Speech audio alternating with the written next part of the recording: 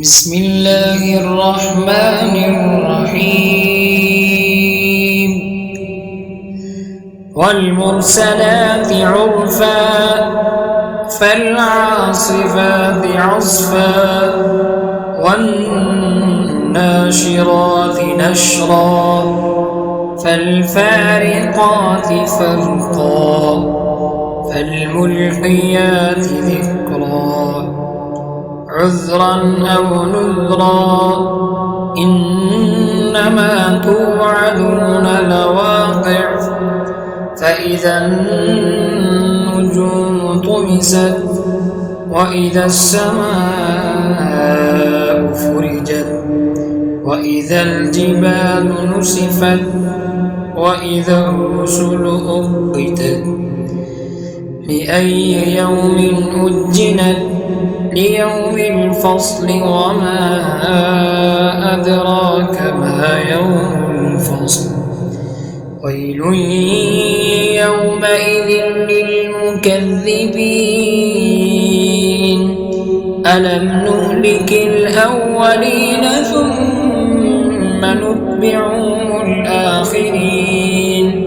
كذلك نفعل بالمجرمين ويل يومئذ للمكذبين ألم نخلقكم من ماء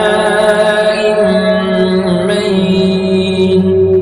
فجعلناه في قرار مكين إلى قدر معلوم فقدرنا فنعم القادرون ويل يومئذ للمكذبين ألم نجعل الأرض كفاتا أحياء وأمواتا وجعلنا فيها رواسي شامخات وأسقيناكم ماء فراتا ويل يومئذ للمكذبين انطلقوا إلى ما كنتم به تكذبون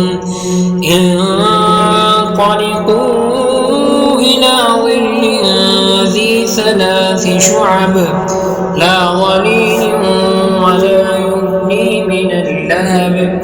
إنها ترمي بشرر كالقصر كأنه جمالة صفر ويل يومئذ للمكذبين هذا يوم لا ينطقون ولا يؤذن لهم فيعتذرون ويل يومئذ للمكذبين هذا يوم الفصل جمعناكم والأولين فإن كان لكم كيد فكيدون ويل يومئذ للمكذبين إن المتقين في ظلال وعيون وفواكه مما يشتهون كلوا واشربوا هنيئا بما كنتم تعملون إنا كذلك نجزي المحسنين ويل يومئذ للمكذبين كلوا وتمتعوا قليلا إنكم مجرمون ويل يومئذ للمكذبين